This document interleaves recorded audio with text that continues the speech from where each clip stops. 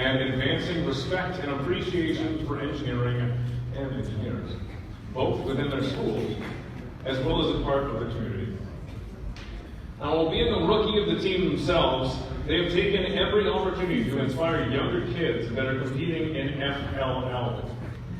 This year, the team mentored 5 FLL teams, and 2 of these teams made the finals.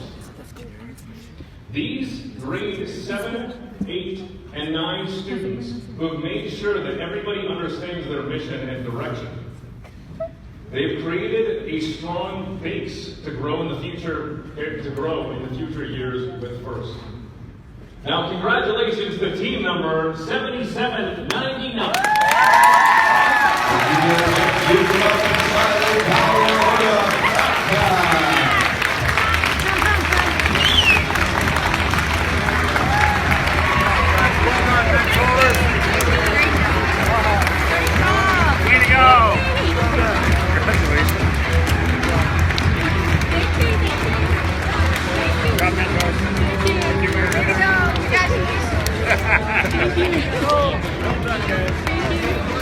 Good job. Way to go. Congratulations.